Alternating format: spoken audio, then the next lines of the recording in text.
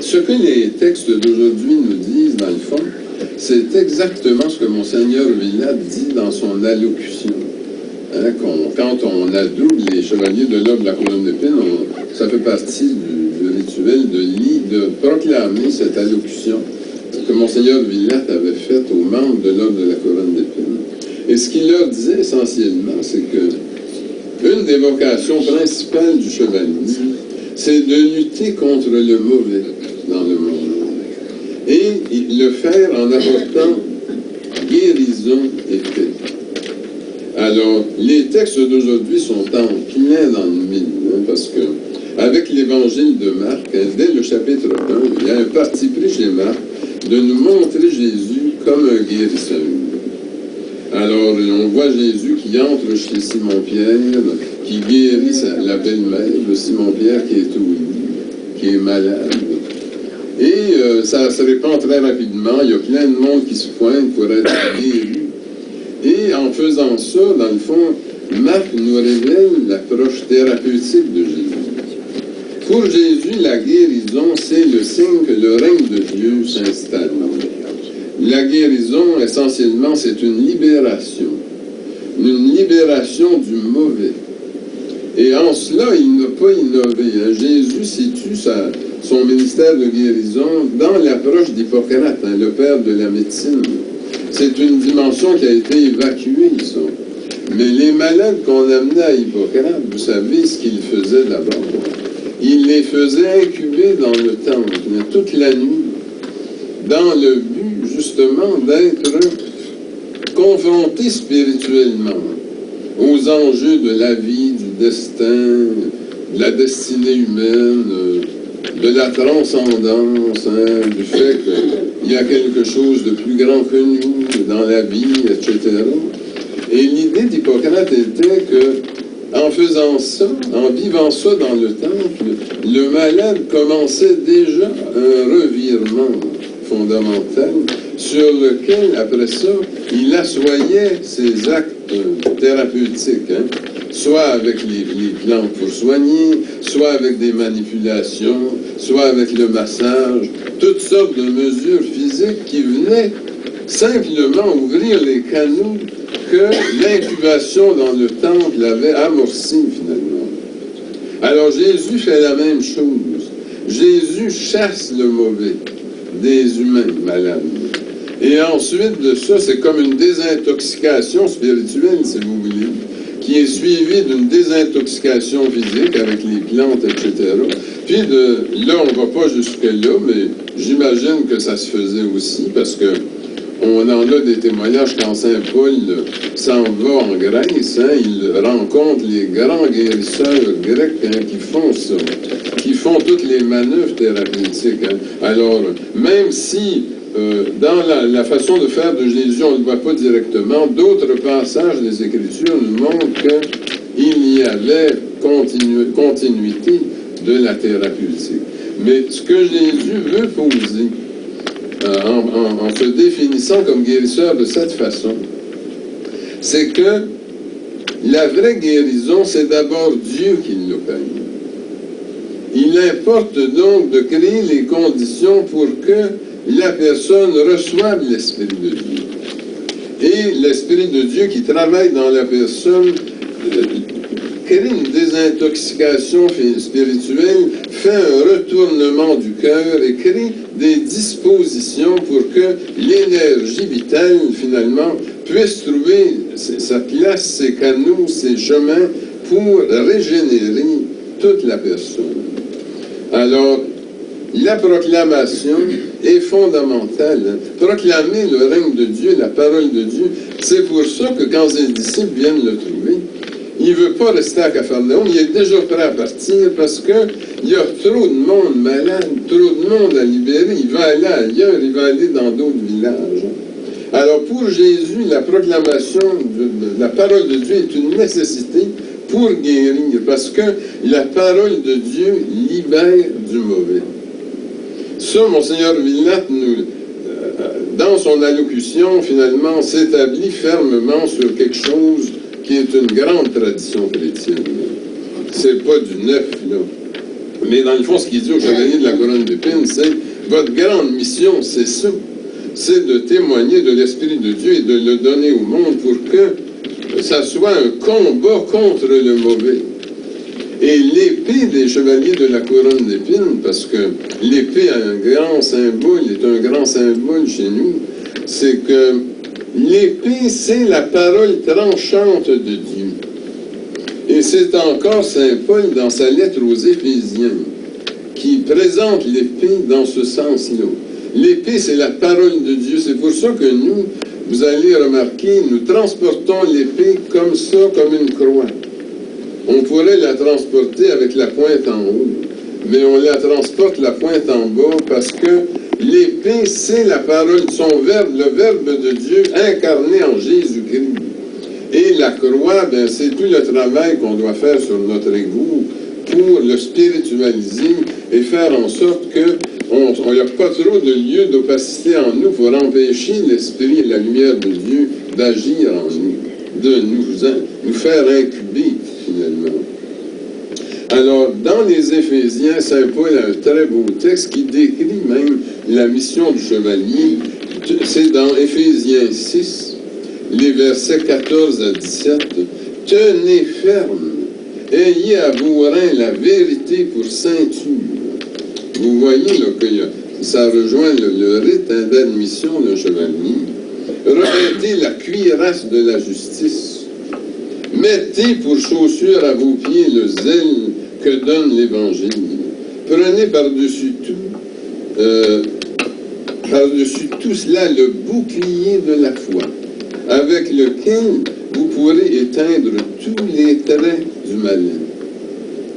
Prenez aussi le casque du salut et l'épée de l'Esprit, qui est la parole de Dieu. » Alors nous, les chevaliers chrétiens, l'épée, c'est pas pour aller tuer du monde, hein, mais c'est quand même pour une guerre écœurante, une guerre toujours aussi féroce contre le mal, mais avec la parole de Dieu. La parole de Dieu qui fait le travail dans l'âme et qui ouvre les canaux, qui ouvre au changement. D'ailleurs, Saint Louis, qui n'était pas un guérisseur, mais un médiateur, c'est ça qu'il faisait.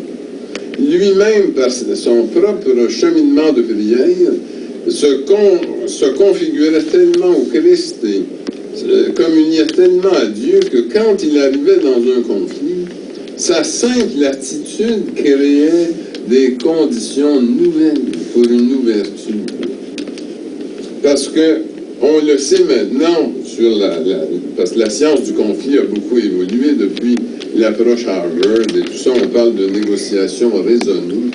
C'est que pour que les gens puissent s'arranger dans un conflit, il faut que vous créiez les conditions pour qu'il y ait un apaisement des passions et une diffusion de l'énergie en dehors des affects, pour que l'énergie puisse monter à la tête où la tête est arrangeante.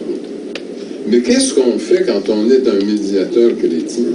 C'est qu'on est tout simplement un acteur qui favorise la venue de l'esprit dans la personne, créer les conditions pour que l'énergie soit sublimée, rendue belle, rendue beaucoup plus lumineuse, capable d'éclairer la conscience et la raison, pour ensuite voir des possibilités de s'arranger, au lieu de passer notre temps à se positionner, puis à vouloir éliminer l'autre. On arrête ce jeu-là pour essayer d'aller à la rencontre de l'autre et de faire quelque chose ensemble. C'est ça qu'on appelle une alliance, un contrat. Alors Saint-Louis faisait ça. Il y en a d'autres qui ont souligné davantage l'aspect guérison. C'est comme j'ai mentionné tantôt. Et nous, dans l'ordre de la couronne d'épines, le grand spécialiste de la guérison par la prière, avec l'épée, dans le sens que je vous ai dit, ça a été Julien Ernest Houssy, qui a été un grand guérisseur, qui a laissé beaucoup d'ouvrages sur la façon de prier pour guérir. Et Julien Ernest Houssy était prêtre, et puis il a d'abord été chevalier de l'ordre de la couronne d'épines. Et quand il a rencontré Monseigneur Villatte, parce que Monseigneur Villatte avait entendu parler de lui, il a demandé à le trouver, il est allé le voir, il vivait en banlieue de Paris, dans une petite maison. Et la rencontre a été déterminante, hein, parce que aussi, quand il a vu Monseigneur Villatte, il n'a voulu que servir avec lui. Et là, Monseigneur Villatte l'a fait consacrer évêque et adoubé commandeur de France de l'ordre de la Couronne d'Épines, et toute sa vie a été de travailler à la guérison. Alors, il était débordé de travail parce que les gens lui écrivaient, et lui, il avait une approche, il ne demandait pas que les gens viennent le voir, il travaillait avec les lettres, et il disait des messes, il célébrait des prières, et il priait là-dessus. Et ça faisait partie de sa croyance que à prier sur les lettres qui exposaient les misères, les détresses, les souffrances, les maladies, c'était capable de transmuter ça. Mais avec toujours cette foi profonde que la parole de Dieu, la proclamation de sa parole, la prière faite à Dieu en Jésus-Christ, avait la capacité de changer les choses pour ces personnes-là. Et en faisant ça, hein, parce que quand on est chevalier et qu'on fait ça, hein, c'est le sens de ce que saint Paul décrit là, dans Éphésiens 6, mais aussi dans 1 Corinthiens 9, qu'on a lu tantôt, hein, parce qu'il dit, annoncer l'Évangile, c'est fondamental pour moi, parce que c'est comme ça que je libère, que la guérison se fait, et que le monde entre dans le salut, dans le plan de l'être divin. Hein? Et par la prière, le changement se fait ensuite. Alors, quand on fait ça, on prévient ce qui est décrit dans Job 7. Cette fameuse détresse, où la vie apparaît comme une corvée, comme un simple souffle, et puis tout est fini après. Je ne sais pas si vous avez déjà vu dans des salons mortuaires des gens qui se disent athées. Ils ont quasiment toujours la même approche, c'est assez amusant. Ils s'ingénient à nous dire que tout est fini. Vous avez peut-être vécu ça vous-même dans vos propres familles. Moi, c'est sûr que je le vis, parce qu'ils savent que je suis engagé dans l'Église et envers le Christ. Alors, ceux qui se disent athées, ben, ils veulent casser mes affaires. Hein? Alors, on arrive près du cercueil, puis tu sais que tout est fini. Hein? C'est comme une coquille, il n'y a plus rien, ça finit là. Alors, mais en même temps, ces gens-là sont angoissés, ils prennent des semaines, des fois, à se remettre du décès. Alors que le croyant qui a prié, qui a célébré dans la funéraille, dans une belle messe, est déjà en marche vers quelque chose d'autre, puis sait très bien que l'âme de la personne, finalement, est partie vivre autre chose.